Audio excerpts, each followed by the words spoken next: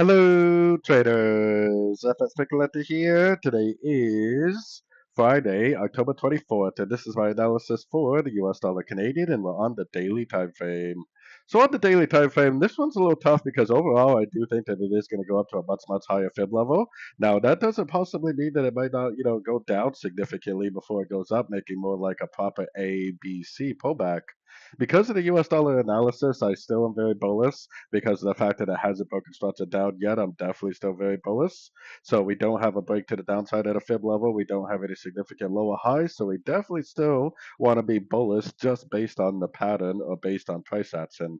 Going down to the 1 hour time frame, I mean, I think it looks like a pullback. It looks like a possible ABC correction. We did break structure to the upside at a Fibonacci level. Maybe today's CPI inflation news will cause it to go down, but is a chance I think that it may just keep on going up.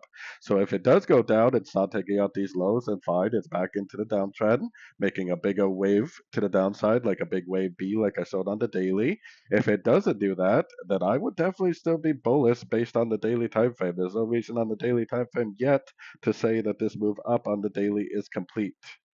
So anyways, don't forget to check out my website, linked over here in the corner. And as always, thank you for watching and happy trading.